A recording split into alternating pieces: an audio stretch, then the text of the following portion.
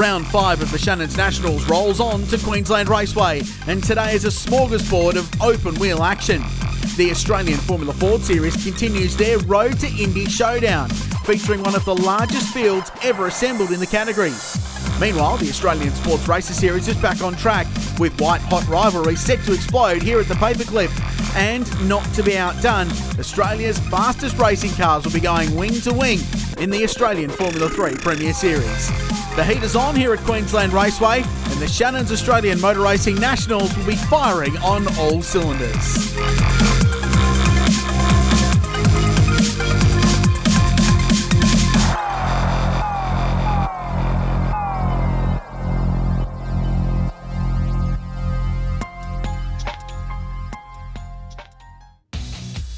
Hi everyone, welcome back to Queensland Raceway near Ipswich in sunny Queensland for the Shannons Australian Motor Racing Nationals, presented by Penrite Oils. A great day of racing coming your way. Renato Liberto in the commentary box with me, and Renato, today it's all about open wheel racing. Yeah, fantastic track. It's actually where I started racing in open wheelers as well, so for me it's a throwback 15 sort of years ago, but fantastic racing always from these categories. Formula Ford, Formula 3 and the sports races coming your way today. Making his Shannons Nationals debut this weekend in Formula Ford is 18-year-old Will Brown. The Queenslander clean swept Formula Ford's previous round at Sydney Motorsport Park. This weekend he's looking to bring that winning formula to his home racetrack. We got into Formula Ford, did a couple of state rounds and then progressed into the national rounds last year, and we've started racing the national rounds and looking at hopefully coming top 3 in the championship this year. It's been a good season. It was a bit disappointing having to miss the first round because we're racing F4, but we've jumped back, and at the last round we won all 3 races, and we're looking forward to this weekend. I think the major difference is we did a couple of rounds last year, really got used to the car, and I've been running a couple of other categories, so it's a lot of bum in seat time. So we had a bit off this year in Formula Ford, but came back in for Eastern Creek, like I say, and we're able to clean sweep the weekend, so it was a great weekend. Formula Ford is definitely a great stepping stone. If you have a look back through it, the names who've won the championship, there's a lot of great names on the list, so it's definitely a great progressive category to get through to high categories. Formula Ford's taught me a lot. Obviously car control is a huge one, and racecraft. So the car control is big with how much the cars move around, and the racecraft's great because so many cars, so much passing, it just teaches you heaps. If we could clean sweep again, that'd be great, but it's pretty difficult to do, but I'd like to just come out with the race weekend win. So cars are rolling out. Race 2 in the third round of the Australian Formula Ford Championship for 2016. And as always, it's been immensely competitive racing. And this should be very, very entertaining and a great circuit for open wheel cars. A real slipstreaming paradise. Here are the Road to Indy point score. Jaden Ojeda leads the way ahead of Leanne Tander after 2 rounds of the series. But the driver to watch will be Will Brown, who missed the opening round but clean swept round 2 at Eastern Creek a couple of weeks ago. Jake Hobbs leads the way in the Formula Ford 1600 series, that race within a race in the Kent class in Formula Ford. Race 2, cars on the grid. The grid is determined by the finishing position from race 1, and from 6 on the grid, Renato, Leanne Tander starts this one from pole, thanks for a great win in race 1. Yeah, she's going to obviously have to try and defend what she did in race 1 to the other guys behind her. So great start from her last race, and let's hope she can do the same for race 2. James Corbett leads the Formula Ford 1600 cars away a little bit further down in this very, very big grid. It's one of the biggest we've seen for some time in National Formula Ford. We're underway on a crisp, bright and sunny morning at Queensland Raceway. Good start, Tander. Also Will Brown, who's got a bit of ground in that number 99 Cars Galore entry. And this is the Formula Ford 1600 pace setter, Thomas Corbett, a little bit further back in the field. Whoa, cop to hit 2 at turn 1, and he is gone. That's the hardest thing in open wheelers, alongside there, it's a bit blind beside you. You've got to try and keep your wheels away from the other car. They're obviously quite exposed, and it's a real shame to see him taken out there and on turn 1. Tander's under pressure. Adrian Lazzaro's in the mix. Will Brown was going around the outside. This is busy down at turn 3. This is the kind of slipstreaming racing you'll see at Queensland Raceway. 2 drivers involved. both out of their cars and undamaged, and this is the view from Corbett's car. You can see there he's turned in, just his right rear has clipped the left front of the other car there and rotated him around. Great to see both the cars, obviously, no rollovers or anything like that happen, but it is a real shame to see them out on lap 1. Queenslander Carla Curtis, the other driver involved. Now that was turn 2, so that was a little bit further down. And after a brief safety car period, we're back to racing. And Will Brown had cleared Tander before the safety car came out. So he's in front, the young man from North Queensland. Good restart. They're 2x2 into turn 1 again. Always great racing in this category. The cars are so level. It really is a great feeder series. And as you can see, a big field of cars here, over 20 cars, and they're all racing effectively nose to tail, jostling for position. Running a new Yokohama control tyre this year, Australian Formula Ford. It's been a massive change, one of the biggest in terms of the technical specs in Formula Ford for some time. And it's a tyre with a lot of grip. It's putting a lot of pressure in the Ferodo brake pads the category uses, but it's been very, very well received. This is Adrian Lazaro, who's been in the mix all season long, running inside the top 5 in the championship, but Will Brown leads the way. And that change you mentioned there, Kralsey, about the tyre, whilst it may not seem like a huge one, as every car's got different tyres in some of the other categories, in this category, those that have been campaigning these cars for a number of years, the teams that really understand the car and tyre combination, they're going to have to relearn a car, which really levels the playing field, I think. Yeah, and it has. It's really squared everything up. The good team still getting to the front, though. Of course, Leanne Tander running with Sonic Motor Racing this year. Brown leads the way. And that famous Formula Ford freight train you get with them all ducking and weaving to try and get those extra couple of Ks an hour in the toe.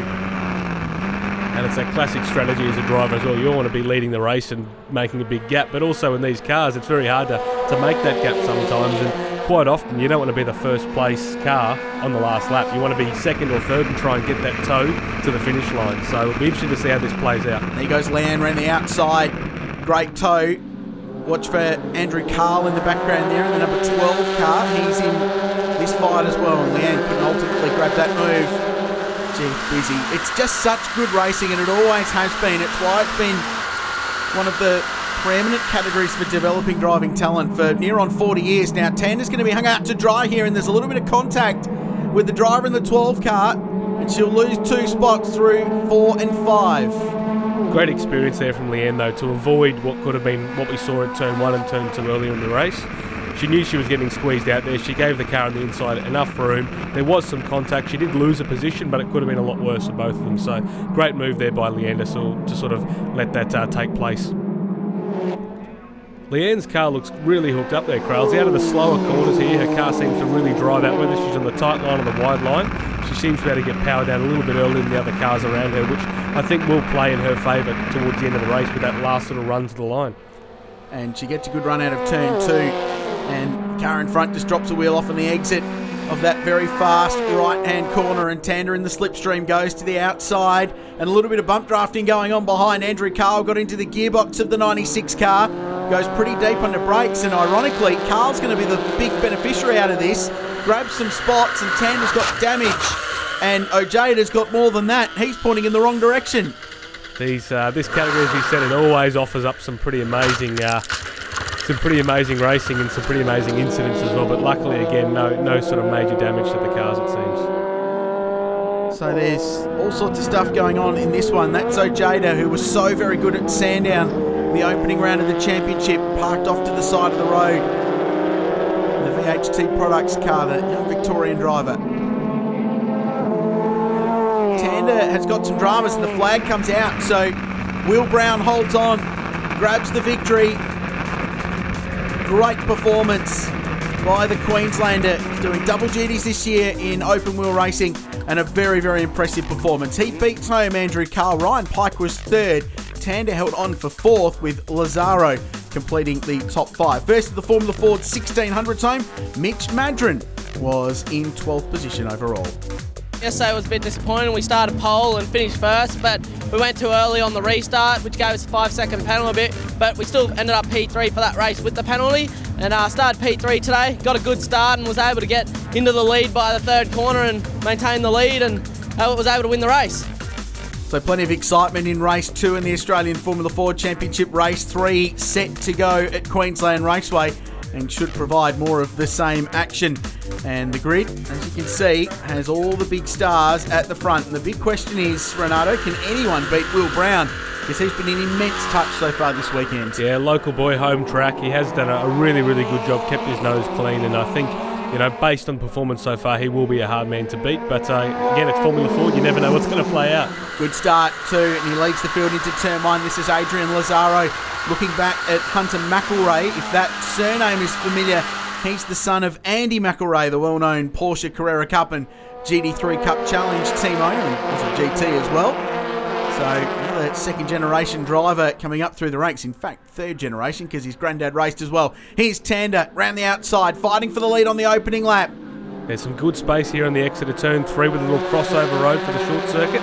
Leanne is probably able to use that to get the drive, and hopefully she can make that stick up towards turn 4. Didn't quite get it done. Actually, as we go back to Jaden Ojeda now, we saw him with dramas in race 2. He's fighting his way through the field and already has cleared plenty of cars. Getting himself just to the back of the top 10.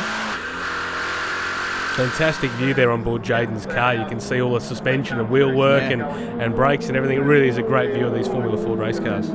Tended to the outside. Brown holding the defensive line down into turn 6. So it's the usual protagonists, 1, 2, 3 and 4. Lazaro gets a move up the inside.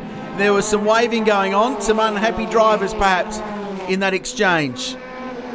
That really will affect your run down the front straight there, and also through turn 1, losing that sort of momentum coming onto the front straight. But as they always do, jump in the toe and then make it work on the way through. Great driving there, good wheel work there by Will, backing the car into turn 2 at probably 160, 170 k's an hour. Really, really good car control there. So here's the start from Lazaro, looking back. Pretty good getaway. Great getaway, nice and clean, not too much wheel spin at all. And you can hear the car not labouring either, so great start.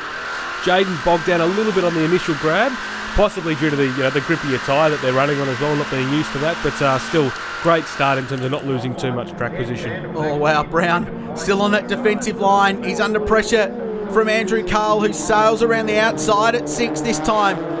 And he's gone deeper than he has before. And they're side by side coming onto the start-finish straight. Brown squeezing him down to the inside. There's not much racetrack left there, and they're almost interlocking wheels on the run into turn 1. But round the outside, that's big. And he's just Will's made him stick out there, but best thing about it is they've both given each other some room. Unfortunate contact there. Typical commentator's curse. As soon as I've said giving him some room, they've made contact. It was great, clean, hard racing for a couple of corners, but it all came undone in the run into turn 2. And Leanne Tander's got dramas as well. She got caught up in that. There's Andrew Carl, who's been so impressive this weekend. He's recovering, but that's a big, big blow to his hopes at getting on the podium this weekend. Let's take a look at this. As you can see, turning in, Will's kept his line on the inside from turn 6 into turn 1, giving him some space. But then the ultimate thing in open wheel, is that contact wheel to wheel, and it was so close there to being, that second car there, rather than spinning, going over. So it's very lucky that didn't happen there. And Leanne's avoidance of that was great and avoided damage, but it cost her an enormous amount of track position, and the 12 car launched into the air as well. And Will Brown will be lucky to get out of that without any damage to the front toe link perhaps on that car, so we'll monitor that over the course of the race.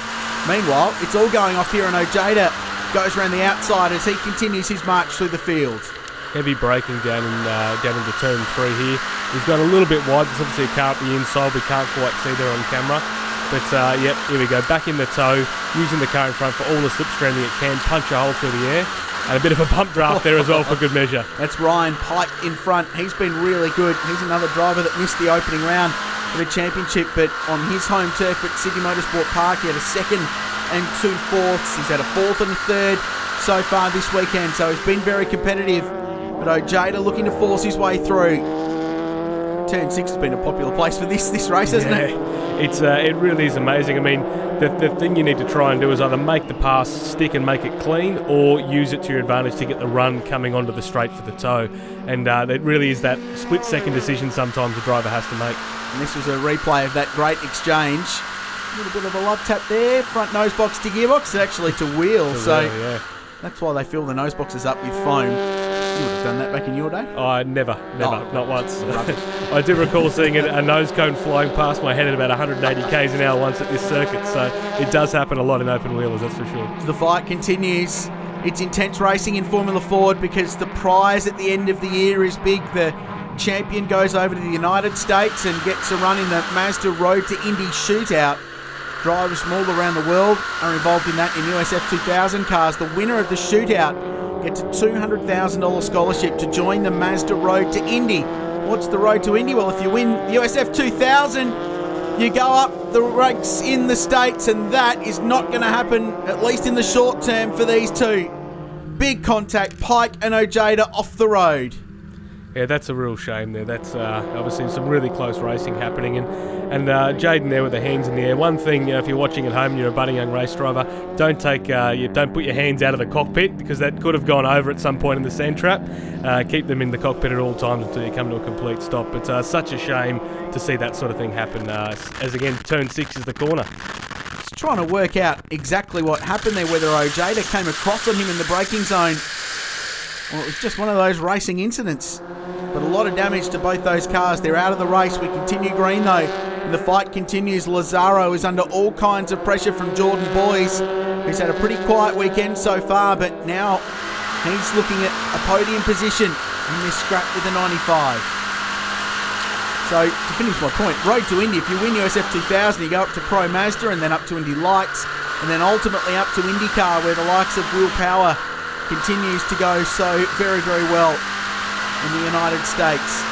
So this is now the battle for a podium spot. Will Brown is out in front and looking to take his 5th race win from 6 starts in this year's championship. Very, very impressive performance from Will Brown. He gets the 2nd win of the day at Queensland Raceway. What a race. All going on there. And 2 out of 3 this weekend for the Queenslander, who's in great form, and that'll put him 2nd in the championship going into the next round. And meanwhile, Ryan Pike, all he can do is sit and watch his rivals get the checkered flag. So, Will Brown, Lazaro, Boys, Tanda limped home to 4th place in the end. Great points, and she continues to lead the championship with Aaron Cameron completing the top 5. Really happy with the weekend. To win it's definitely great, and we're back in the championship points after missing a round. So I'd just like to thank Brett Francis Racing for all his help, the crew for the weekend. They was a great car, and couldn't thank them enough.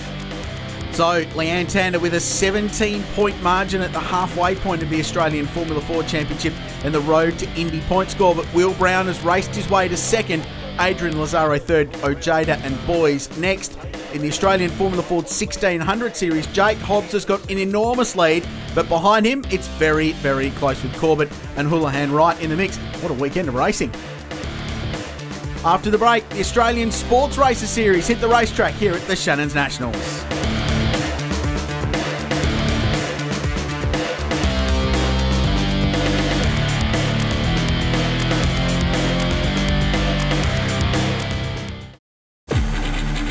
Making his debut in the Sports Racer Series last year, Josh Cranston is quickly making a name for himself in the wings and slicks ranks. Stepping up from karts, Cranston is leading the F1000 charge this weekend. Season so far has been pretty good, ups and downs obviously. Had some pretty good, been pretty fast in qualifying, had some bit of bad luck in some of the races, but it's been awesome fun and the guys have been awesome. So pretty much just come straight from karts, so a little bit of kart racing and then straight into this. So that was last year, straight into this. So I wouldn't say I was the best in the field, but yeah, had the opportunity to come and race for West Race Cars and I jumped at it. Definitely a lot faster, tons more grip, it's competitive, but you also have to give room to each other as well. With karts, there's a little bit more bumping and a little bit more grueling, but with these karts, yeah, a little bit more room and a little bit more respect. So, but they're definitely faster and a little scarier. The F1000, 1000cc motorbike engine, it's quick, it's got lots of grip, lots of aero. Not as much aero as the West cars you see, but it's still got the same tyres, similar chassis, so almost just as quick and perform better on different tracks. So I race with my brother, Adam Cranston. We're pretty equal. We've both got our strengths, weaknesses, and different things. He's probably a little bit more aggressive in terms of overtaking, whereas I take my time a little bit more. And also we have the family, my mum, my dad, and my sister come down, watch us. A fair few friends and family, and also the guys at West. Like they're almost like family. So it's pretty good having all those guys around.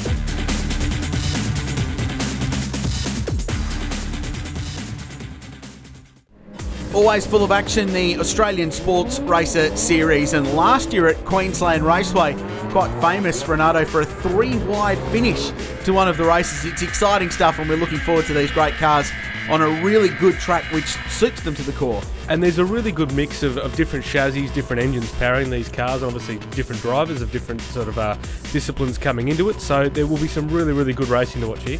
So Roger Ianson in great form leads the standings over Jason Macris as we get set for race 2. A nice morning here at Queensland Raceway. There's plenty of competition in this field. The big story, Mark Lauke is back on the racetrack at an enormous fire, the defending champion, in qualifying yesterday, as we confirmed the grid to start this race with Ianson, Townsend and Cranston at the front of the field.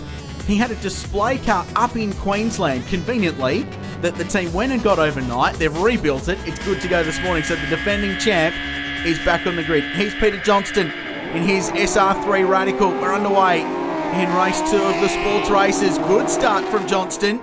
Goes up the inside and gets a few spots away from John Morris. Great start there, just had the thing hooked up. These are quite light, these cars. If you don't have really good tyre temp in them, they can be really hard to get off the line. Into turn 2, Townsend spins, and that's enormous! Violent crash. Cranston goes over and over again in a massive crash at the start of this sports racer event. You can see him there in the car afterwards. Obviously, still had full consciousness. I think just checking everything was okay with himself first before he tries to then get out of the car. But that is a huge, huge accident. The best thing is you can see the structure of the car around where the driver sits is totally intact there. So the car, whilst all those bits may have flown off, that's what they're designed to do, save the driver. And that's a multiple rollover 4 or 5 times there. And to see him getting himself out of the car as best he can is really good to see. I suspect he's a bit battered and bruised. So Townsend, mid-corner, got loose. And Cranston just rode up that rear wheel and was launched into the air. And that's sort of, I guess, a shame for Cranston in that situation, because in closed-wheel cars, if there was another West there, it may not have happened, but making contact with an open-wheeler car in that circumstance is almost always going to launch you up. So really unfortunate to be caught out there, but again, great to see both drivers getting out of their cars. And the energy in that crash was unbelievable as it dissipated, but the chassis did its job. So drivers okay, they've been taken to the medical centre for checks, and we'll keep you posted with their condition. So a full race restart minus a couple of cars, and we're back racing, and it's John Morris now in P2 as Ianson leads the field away. So everyone just gathering their breath after that, and maybe taking it a bit easy through turn 2 on this race restart. Yeah, that was a mighty crash there, Cralesy, and that's it's, as you said, great to see the guys getting out of the cars, but also great to see the race can still, crack on for another few laps afterwards to sort of see a finish. There's John Paul Drake, long-time contender in the Sports Racer Series. He's driving the brand new West LMP4 car. Aaron Steer was down to drive this car, but JP's original ride had some technical dramas coming into the weekend, so Aaron graciously jumped out of his seat and handed it over to JP. And he's doing a nice job. And you can see JP there behind the Radical of John Morris. And what's interesting is the West is a very, very slippery car. It's got very, very low drag. It really slips through the air well, but it's got a smaller engine. The Radical's a bit more draggy, bigger, higher wing, but it's got a bigger engine. So it's really a case of, power over slipperiness on this track, because it's such a straight line circuit in terms of, getting the power down and getting a good top speed on these straights. Plenty of drama this weekend. Through it all, we spoke at the top of the show about Mark Lauke's fire in qualifying. He's second at the moment in car number 1, so remarkable performance. And he's that white car just between Roger Ianson, the leader, and the red Radical of Victorian John Morris. Here's Josh Cranston, who will have driven past his brother, violently flipping through the air. He continues in this battle as they run down the back straight. And here's what I was talking about just a moment ago. Different engine size, but a Radical is punching a much bigger hole through the air than the tiny little F1000 there. And to be able to duck in behind there and actually make a tow work, that's what these guys have to be thinking about. Nice pass. These little F1000 cars are really cool to watch. Here's a replay of the start. Peter Johnston, should say the restart. He has got a really good start there to be able to get up alongside the row in front, but then he just got squeezed out. Lackey on an absolute mission there around the outside of turn 1. In the display car, just goes around the outside. And here's Cranston's move on Johnston down the inside, as you mentioned, just got in that tow and was able to execute a pretty textbook pass here at Queensland Raceway. So the fight continues. Morris, John Paul Drake and Macris now going down the inside in car number 44. This is a good battle. And these cars produce plenty of aero, Renato, so through turn 1 and turn 2 especially, they're a handful. Super low to the ground, these cars, but a lot of their downforce is actually a vacuum created on the underside of the car, and what can really upset that is bumps. If you get too much air under the underside of the car, you lose grip almost instantly in some cases. So that's where places like turn 1 and turn 2 with the bumps that are there on this track, these guys need to be a little bit careful. What we have seen over the years of covering the Australian Sports Racer Series is Macris gets very close to his West Motorsport teammate Drake and ultimately retakes the position, is that because a lot of that downforce is produced from the underbody, they don't produce perhaps as much turbulent air as a wings and slicks car might, so they can run very, very close together, and you do get that great slingshot style racing. Like we're saying, this is an awesome battle, and that's Macris, a replay going through, so they've swapped positions 3 or 4 times this lap. Yeah, you don't know which way to look at the moment. There's just so many overtakes going on. But these guys are doing some great close battles here. And as you said before, west on west is a really good battle to watch because they can get so close to each other. And that was Macris going back and retaking the position. So 3 position changes in that lap between the 2 drivers. And here's 4. Another move. JP goes down the inside. John Morris will be enjoying this looking in his rearview mirror as these 2 slow themselves up by continually overtaking each other. I think you'd be a little bit confused, old John Morris. Every time he looks in his mirror, there's a different car. Is it white? Is it yellow? I can't keep up. It's incredibly good racing to watch. I think, a little bit deeper in there into turn 3, and I think he may have now bridged a gap that might be a little bit too hard to catch now with that little overshoot there. Macris was completely committed on the outside, locked a brake coming into the corner. Roger Ianson, meanwhile, leads the way. What a performance!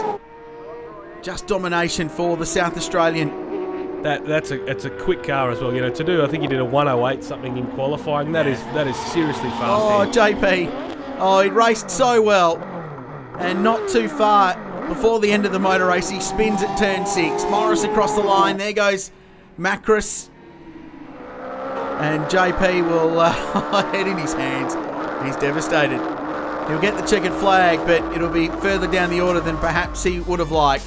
So, an entertaining race. Gee, it started with some drama. Roger Ianson wins it from Morris, Macris, Cranston, Johnson, Drake, Green and Piavitas completing the 8. I'm not too sure what happened back in the pack, but definitely glad to be ahead of that. It's one of the good things about getting up the front, qualifying poles. You avoid that type of incident, and I just had a quick look at the car on the way back to the pits, and the car did its job at the end of the day, and the monocoque protected him. So if all he ended up with was a broken foot after having a flip, I think he should be pretty thankful. Well, after all the drama of race 2 in the Australian Sports Racer Series, we're ready for the finale here at Queensland Raceway. We can tell you that the 2 drivers involved in that crash, Josh Townsend and Adam Cranston, are okay. Cranston taken to hospital just for some precautionary checks and some ankle soreness, but otherwise both drivers okay, which is remarkable and shows how safe these racing cars are. We're underway in the final race of the weekend, and away goes Roger Ianson. He's been dominant here at Queensland Raceway. Cranston goes second. I'm trying to look for that yellow West because we're riding with John Paul Drake, and he and Jason Macris were locked together for most of race 2, but there's Macris a little bit further up the field. And I think that's exactly what he'll be doing as well, looking for that yellow West up ahead. That's his target for the race, is to catch that car, because he knows he's got pace to be up the front. He just has to get through the rest of the cars in between to make it work for him. And Macris goes past Cranston and gets second spot. Peter Johnston just in behind. The battle of the radicals. John Morris next. Johnny's a busy boy this weekend. He's doing double duty racing in the Porsche GT3 Cup Challenge as well. Here's JP. This West LMP4 car It's brand new to Australia, constructed by West Racecars Australia, and that's pretty hairy in front, what's going on there in the fight in front of John Paul Drake. But the first of a range of new cars coming from what's turning out to be a really good little Aussie car industry that's being produced out of their Adelaide base, and they've got an offshore factory going on up in Asia as well. And the Steer family and the effort going into that West Racecars operation really starting to pay off, and they've got big plans for expansion in the future. But it's great to see the Radicals in the mix here in Sports Racer as well, so we go back and have a look at the start. Great start by Josh there. I think John might have just had it bogged down a little bit too much. Didn't look like he had too much wheel spin, but Josh just got an amazing start. JP Drake there. Again, no wheel spin, but the Radical, a couple of cars just got a better start than he did. It did bog down a little bit. These engines do like to sing a little bit more, and if you don't have them up in the rev range, they can be a little bit lazy sometimes to get going. Gee, those F1000s launch well, don't they? Yeah. Obviously, you know, part of the where the engine sits in the chassis shape will lend some cars to be better at standing starts than others in this field. But still great to see, you know, all these different cars battling once they're up and running, like we're seeing now from Josh Cranston. It's great to see these different cars able to fight against each other. He was looking down the inside of Jason Macris and almost got that position on the Marina Mirage. West Racecars number 44. This fight continues. Roger Anson dancing off into the distance in his merry way. Macris had a big tank slapper through turn 1 there, and it's going to cost him a little bit, I think, because Josh is right up under that rear wing of the West in front. And as you said earlier in race 2, Josh is able to sit right on the rear bar of the car there because there isn't a huge amount of turbulent air. He can still make the wings, overbody wings of his F1000 work, and obviously Josh's car in front still has that underbody grip as well. Battle for second continues. You can see the West has got the straight line speed advantage, but the F1000 here better under brakes and certainly through the mid corner. And that's what we saw here 12 months ago. Josh Townsend, ironically, was involved in that crash in race 2. He's okay. The Queenslander was at the front of the field last year. Didn't have much for the Wests in the straights, but through the corners he was mighty. And that's how he was able to contend for victories 12 months ago. This battle continues. Cranston ran the outside this time. There's that mid-corner pace we were talking about. Yeah, and watching the West, even the last lap through there, through turn 6, you can actually see some mid-corner understeer, which is where the front tyres are losing grip, and it's probably because the speed they're doing there, the underbody of that car isn't working as effective as it would be to be working on the faster sections of this track. So looks like there may be a bit of a compromise in that West setup to make it work for this circuit. And this was another look. Cranston, great commitment around the outside. No doubt relieved that his brother's all good after that big rollover this morning.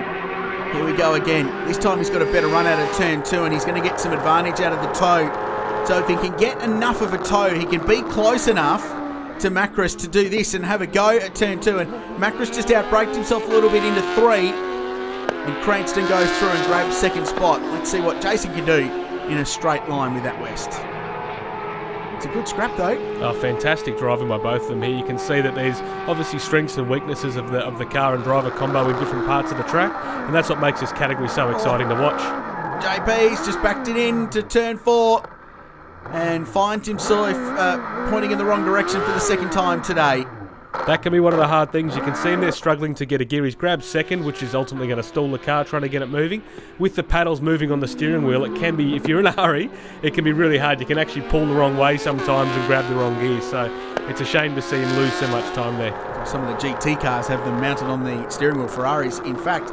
So down the inside, this is another look at that move. So Macris, he's been really committed under brakes into turn 3. We saw that great exchange with John Paul Drake in race 2 where he grabbed the brake, Jason Macris, and this was JP. Speaking of grabbing brakes, looked like he just got the rears going in there. Yeah, probably just locked the rears, a little bit of compression lock on the heavy brake over the bump, and with these cars there's very, very small amount of steering lock, so you could see him try and get more and more lock in to slide the car, but unfortunately just when you hit the lock stops you run out of turn and around you go. So this is the battle for best radical race within a race. John Morris just going past Peter Johnston. Mark Lauke is in behind. Slip back to the field a little bit in this one after that great start. Something that's quite unique about those radicals, as you could see from the onboard there as well, you've got the West and the F1000, which are ultimately a single-seater car. The radicals, you can see there's an offset driver, some on the right, some on the left. Phil Hughes, who normally runs here, has got a left-hand drive car, but they are two-seat. You can put a passenger in those cars as well. Told Phil will be back for the next round at Phillip Island Victorian-based driver who's been in pretty good touch this year, actually. As we ride on board with Pete, very experienced driver now, Pete Johnston, as Roger Anson tips into the final corner. Speaking of experience, last year in the Sports Racer Series, he couldn't buy luck if he spent all of his money, but this year it's been so much better, and a great performance at Queensland Raceway. And Roger Anson is going to win the round and build his championship lead. Great fight for second will go the way of Josh Cranston, who in the F1000 edges out Jason Macris after that great fight and ultimately finishes P2 in what's been a pretty up and down weekend for the Cranston family, quite literally in some respects. Jason Macris third, Terry Piavitas fourth, John Morris fifth, then Lauke, Johnston and John Paul Drake after the spin rounded out the top 8. It's going really well for us this season. So yeah, first race of the year we had a little electrical problem, but since there everything's been running sweet and had some good luck along the way. We sort of roll the car out of the box each weekend and it's on the money, so I'm just the lucky one who gets to steer it. So Roger Anson had a 9-point lead coming into the weekend, but pole position and 3 race wins sees him build his margin now over Jason Macris, with Peter Johnston third in his Radical, and then the F1000s of Josh Cranston and Terry Piavitas fourth and fifth in the outright championship in the Australian Sports Racer Series. But there's more open wheel racing coming your way after the break. The Australian Formula 3 Premier Series cars are about to hit the racetrack.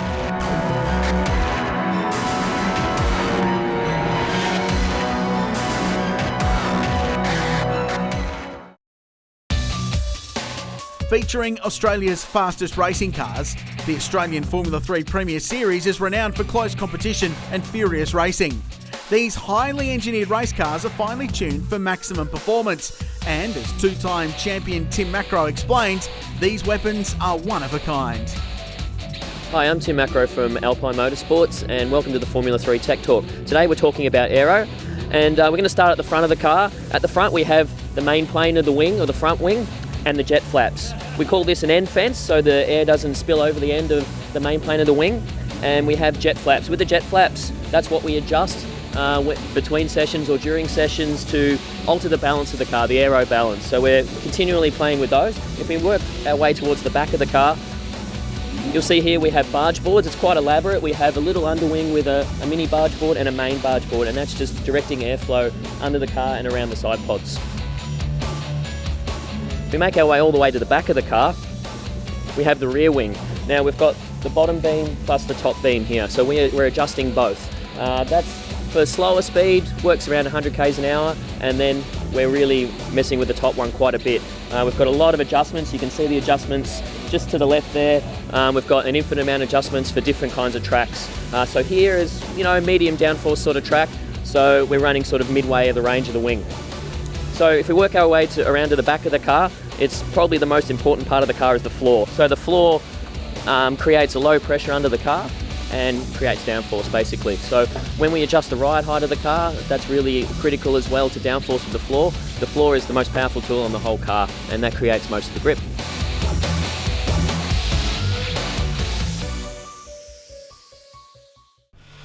So the Australian Formula 3 Premier Series cars rolling out to the racetrack, and gee, it's a fascinating scenario coming into this weekend's racing. Cameron Shields, the young Queenslander who's just 15 years of age and is yet to have 10 race meetings, won the first race of the weekend on Saturday afternoon. We're getting set for race 2. These are the points coming into the weekend. Tim Macro leads the way from Chris Anthony, Roland League third, but that margin has since come down because Macro failed to finish race 1 and Chris Anthony had some dramas. They came together. They finished 7th and 8th respectively. So it's a really interesting championship battle between those two. Cameron Shields needs to just finish this race to wrap up the National Class Championship. So, two title rivals from the back. It's a reverse top 4, which means Shane Wilson starts this one from pole position. Chris Gilmore making a return to the category from 3rd. Roland Legg 4th, and Cameron Shields, the race 1 winner, starts this one from 4th place in the McDonald's Gilmore Racing Dallara. So lots to play for. Race 2 in the Australian Formula 3 Premier Series here at Queensland Raceway. Chris Anthony, controversial clash with Tim Macro in race 1. The title rivals come together. Roland Legg is stalled and goes nowhere.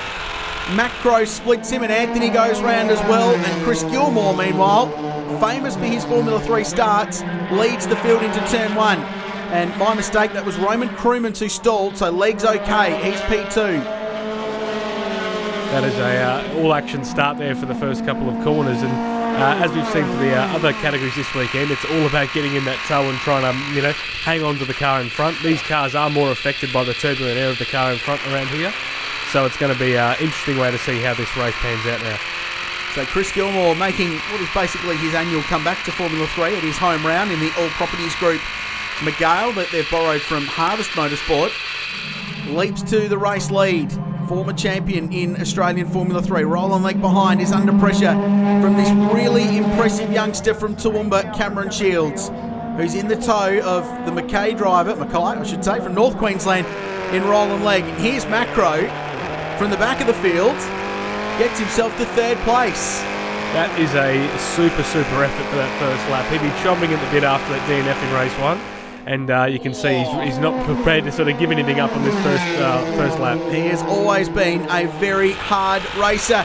And off the road goes Shields, bounces off the exit of turn 1. Surrenders the spot to his teammate. Chris Anthony goes through.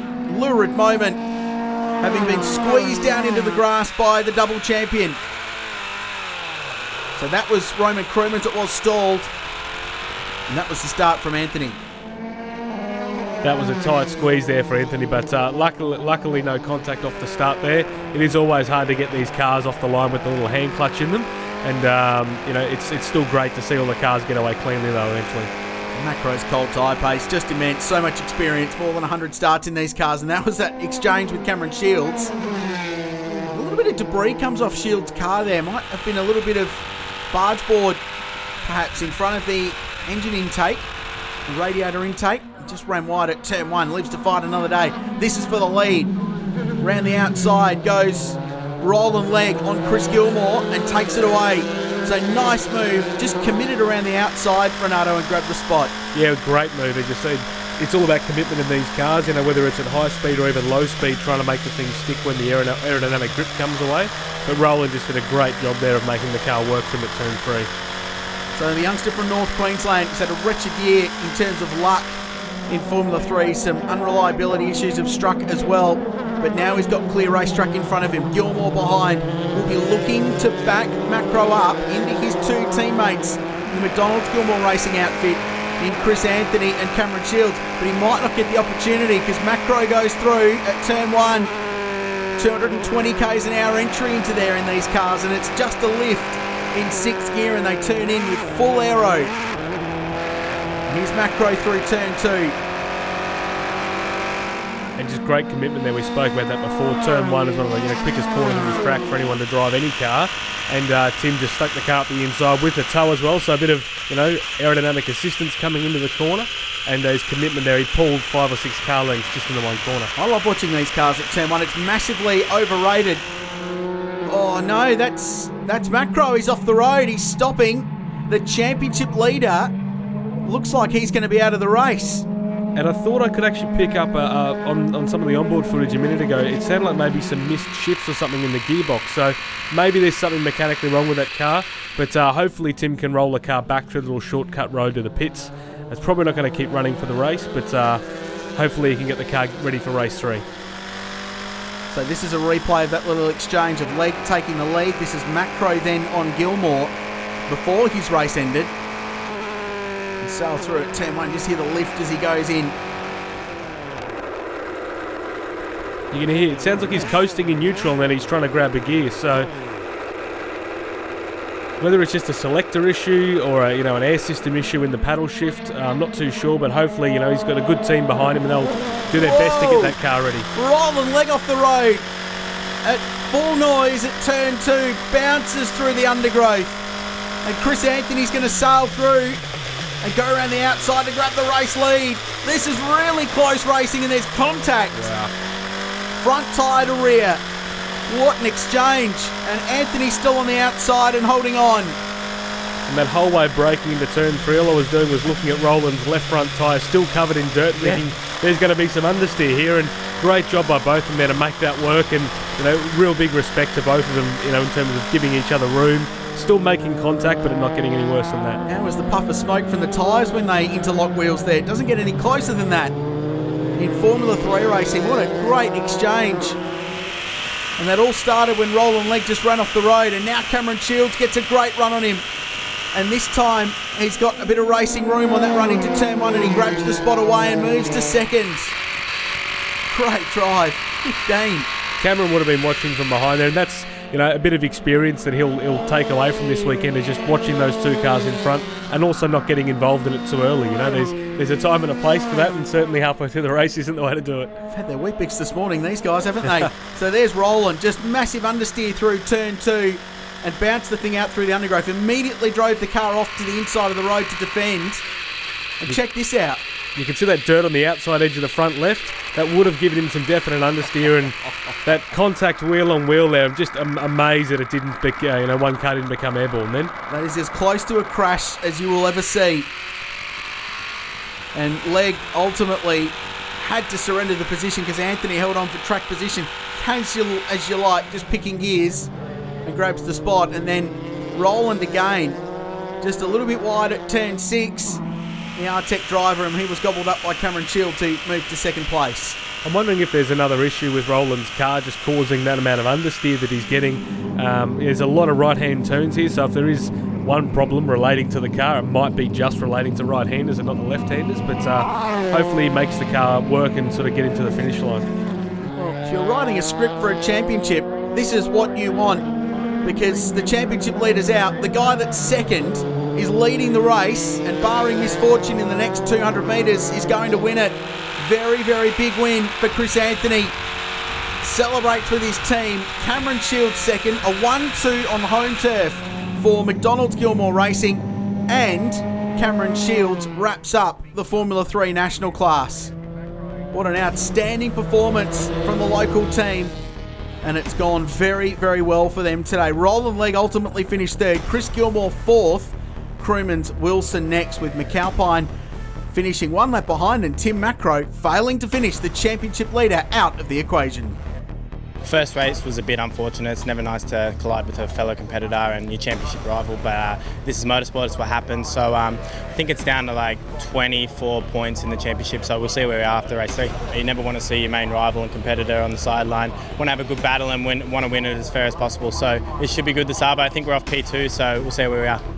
So after one of the wildest races of the year, we get set for race 3. The grid determined by the second fastest lap in quali.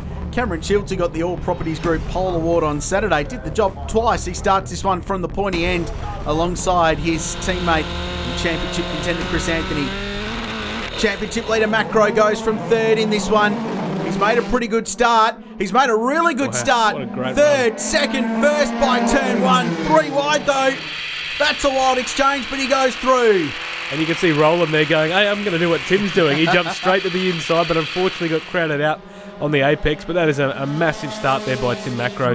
DNFing 2 races. I think he's got a point to prove in this third one. Well, when we go back and at the end of the year compile all the highlights of the Shannons Nationals, I reckon that might be a contender for start of the year, like goal of the year in the footy. So he pulls away now in the Alpine Motorsport Dallara. Shocking weekend so far. 2 DNFs.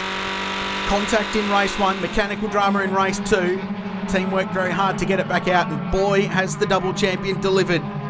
What a start. Meanwhile, Chris Anthony now in second. Cameron Shields third. There's Legg and Gilmore next. And his cold tyre pace, Renato, is just immense in these cars. And it's something you have mentioned a few times, and it's something the younger guys in this field can really learn from, I think. He's the amount of experience he's got on. He's also the lap record holder for this circuit. 2014, he set a 2:04 here. But he's learning how to maximise the grip you have on a cold tyre. That's where Tim is always picking up his margin on the rest of the field. And I think the younger guys can really learn from that. I love that shot at turn 1. Rudely interrupted with some action in race 2 earlier on. I was trying to say that it's a massively underrated corner for Wings and Slicks cars, and it is very, very fast, and on new Kumho tyres in qualifying, it's bordering on flat. Yeah, and that requires a lot of commitment through there. Yeah, and it's as we've spoken about with this Queensland Raceway's layout, it is a bumpy circuit as well. So you've really, when it gets light over those bumps, you just got to commit. Here's the onboard from Tim Macro. Next to no wheel spin whatsoever. He spotted the gap there, obviously trying to cover the left-hand side. Got somehow just enough room to get in there, and has just thrown the thing in there on cold tyres and made it stick. Great drive. Did you see the understeer as he turned in there? He just had faith that thing was going to stick. This should be pretty telling as well. So Anthony on the left shields the meat in the sandwich, and Macro makes the hole. Wow. 3 wide into turn 1. And it's that classic thing of with aerodynamics, you know, the more speed you get on the car, the more air you get over the wings, the more grip you get. But when you got a cold tyre, who knows how much grip you're going to have on that first corner. So Cameron Shields now is still P2. He's under pressure from Chris Anthony, who took a big 100 points out of Tim Macro in race 2 earlier today, and keeps this championship battle well and truly alive. And Shields went a little bit deep there in turn 6, and Anthony goes through and moves himself to second. Pretty fair racing between the two Maccas Gilmore Racing teammates. But straight away he's going to jump back in the toe. Get the free ride if you can down the straight as best you can. But I think just through turn 1 and turn 2 there, Chris has just got a little bit too much speed and he's just put a little bit more gap on Cameron there. So Anthony now moves himself to second. He'll set to close the margin down on Tim Macro. Tim mentioned before this race, though, he was pretty confident that he'd go okay, A, because of the way the qualifying system works, but B, that because he's had 2 DNFs, he's got very good rubber coming into this one. They've done 3 laps of racing and qualifying. And that's actually a fair point, Kralsey, about the start that he's had as well. Obviously, he's going to have better rubber, both for turn 1, but also for the grip off the line. So, still full credit for Tim to making that work, and getting that advantage that he's done. So Cameron Shields has done a remarkable job this weekend. 15 years of age, another young gun from Toowoomba, something in the water up there. But his entire racing career before this year was 4 Formula Ford car races after go-karting. Yeah, it's astonishing. And also he's clocked the fastest lap of this race with a 105.5 on lap 5 as well. So great effort there. Even though Macro's got a big lead, Cameron's just showing he does have true pace in these F3 cars. Terrific performance, and he wrapped up the Formula 3 national class in the previous race. Here's Macro, great recovery after a tough start to his weekend. The final lap of race 3. Chris Anthony will be pretty happy, and in fact Roland Legg will be as well, because if they finish the way they are, he'll win the round on points. So it won't have won a race, but will actually win the round overall. So that's pretty remarkable stuff. Here's Macro, the double champ, bounces back as only he can in a really intense weekend of racing, and he takes race 3 in a weekend otherwise dominated by McDonald's Gilmore Racing and Chris Anthony and Cameron Shields. Great drive, great performance, and all down to that race start. Yeah, that was great effort by Tim. And, the Alpine Motorsports team will be pumped to restore the car back, get it on the grid, and come away with a win is a great end to them. So Macro, Anthony, Shields, Legg, Gilmore, Crewmans, Wilson, and McAlpine, the top 8. Finally got some consistency, and it really paid out. First outright round win, and really showed some good form. I really sort of put a lot of mental effort into making sure I was aware of what we're going to be doing this weekend, and concentrated hard on setup and just all the little things, putting them together. A bit of a bad luck at the start of the season, but this definitely helps getting us back in the game. So 2 rounds to go in Australian Formula 3, and a championship fight on our hands as we head to Phillip Island, with Anthony closing the margin down to Tim Macro and Roland Legg well in contention in 3rd place. Cameron Shields wrapped up the Formula 3 national class, while Ross McAlpine and Shane Wilson have a close battle going in the Kumho Cup. That's it for this week at Queensland Raceway. The next round of the Shannons Nationals will come to you from the Phillip Island Grand Prix circuit in Victoria. Head to thenationals.com.au for more information, and we'll see you there. In turn 2.